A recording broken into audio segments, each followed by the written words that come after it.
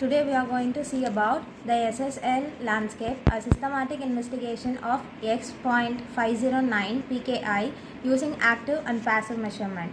Selva Lakshana, Sheikh Mohammed Salman, Sheikh Nasir. Introduction. Security, privacy and data integrity are important properties of today's internet application and protocol. As the internet is being used for many commercial activities such as shopping, online banking or electronic trading, the value of data has increased. Networking protocols and applications are therefore increasingly expected to protect critical data by providing encryption, data integrity, and most importantly, entity authentication.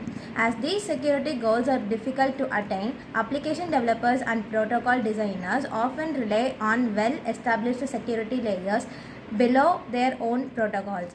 The SSL and TLS protocol suites are used by many applications and protocols to provide a certain level of security as they build on well understood and thoroughly analyzed cryptographic algorithms. Authentication is done using a public key infrastructure, that is PKI, built with X.509 standard. In contrast, X.509 infrastructures depend not only on cryptography but also on various organizations and entities that are required to conduct their work in conformance with abstract process description. Literature survey. Mozilla security blog DigiNotar removal follows up. So these are some literature surveys.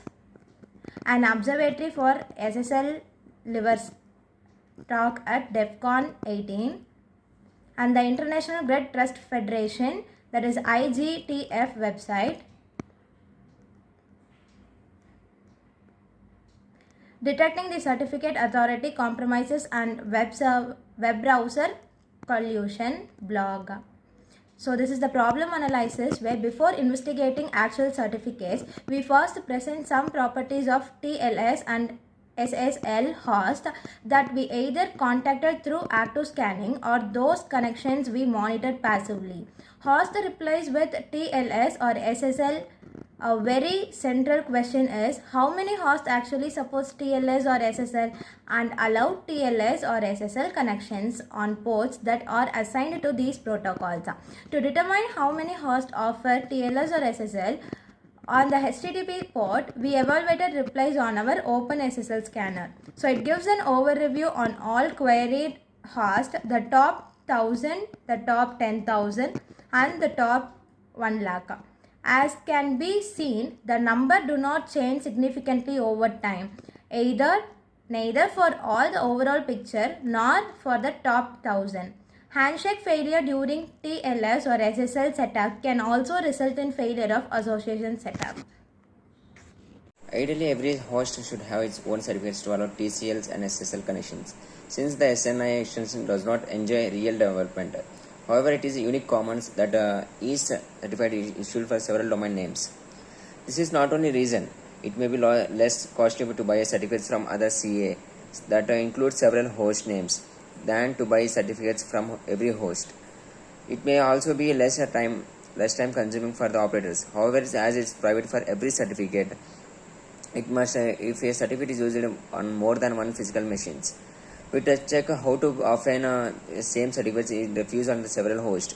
Figure 6 show the complementary distribution functions on how often the same certificates was written from the multiple different host names during the active scans up to September 2010. In the middle of our observation periods, we can see the same certificates can be used by a large number of hosts. Although the probability of this certificate significance less than 1.1 is to 10,000, however, the probability the certificate is refused rises quickly from smaller number of refuses. Methodology.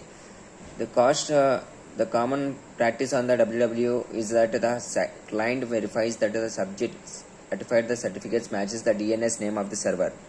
In X.509 terminology and syntax, the subject field must be this listing name.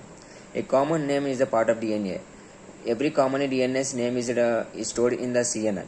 Instead of writing the DNS name into the subject field, an alternative is to put into the certificates such alternative names field. This field can actually be viewed as desirable as this is an intent proposed for this field. It is, however, the less common practice. We checked if the CN attribute in the certificate subject matched the several host names. Then we checked the SAN matched. We call certificates with correct chains where CN and SAN match absolutely valid.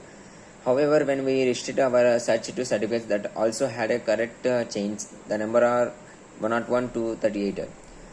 This corresponding is just 18.07% of all certificates. The number of all certificates with both valid chains or correct host names remained at 1,49,451. We deduced from this the client side lack of SNS support is not a problem. We also determined the number of queues in November 2009. This includes a weak but a positive trend. Our finding means that only up to 18% of certificates can be counted as absolutely valid according to the rules implemented in popular browsers in a scan of a top 1 million websites. We also have to add a word of a caution here. While a poor finding, it is likely that many of these hosts are actually not intended to be accessed via HTTPS and thus neglect these critical configurations. Normally, users may therefore never encounter the misconfigured site, even in case of very popular sites. Resources and techniques. X.509 certificates are an integral part of SSL TSL protocol suites. Most often they are used for several authentications in TCLs where the server presents in the certificates to the clients. The X.509 PKI can be viewed as a tree, or since many CSAs exist in a forest, CSAs resides at the top of the issue certificates as the base for our scans. The transport security layer is a protocol which realizes hybrid cryptography system, and so it is able to create an encrypted network communications. The predecessor of TLS was a protocol secure sockets layers. The final versions of SSL was 3.0 and further development took place under the name TSL versions 1.0. Solution. We inspected the serial numbers in the valid certificates and looked at the duplicates by the same issuing CA. We did not find any in last 3 scans in September 2010. This is a good finding, and certificate serial numbers is intended to be a unique identifier. We also investigated a certificate property that is not as security relevant but interesting nonetheless. Version 1 is outdated and there is no reason to use it anymore. The current version is X.509 version 3. We investigated data sets and term April 2011 is recorded. We investigated all issuers that had issued more than 2 certificates and found that all of them seems to employ PKI of their own but without root certificates in the firebox. Validations. Technically, a user should not only verify that the domain in the CNS and matches that all other information in the certificates correctly identify the entity and entity on the organization level. That is really bank he intended to connect to and not to a similar looking phishing domain. This is the purpose of a so-called extended validations certificates which have been introduced several years ago. EVA certificates are meant to be issued under the relative extensive regulations described by CA. An objective identifier is a certificate identifies the EV browsers. A browser is a mean to be significant EV status to the user. Only one can see that there is a light trend towards the more EV certificates. We inspect that the top 10,000 hosts in the term April 2011 more closely and found that the ratio of EV certificates was 8.93% for the top 1000 hosts. It was 8.11% and at the top of 100, 8.33%. Conclusion. This truly seems a sorry late state. It does not come as a surprise that a user just click away warning that is adding to the general insecurities of WWW. A few CS are responsible for more than half of the distance certificates, and one should think the situation should be better or at least easier to clean up. There are some more positive tendencies that should be mentioned. On the whole, the key length seems not to be consumed, and major problem that the same is true for the significance of the algorithm. Key which short bit lengths are becoming the fewer and weaker MDS algorithm is clearly being phased out to the 2. Over the phase 1.5 years, we also found an increase in the use of intermediate certificates while chain length remains remarkably short. This is so good development has ensured.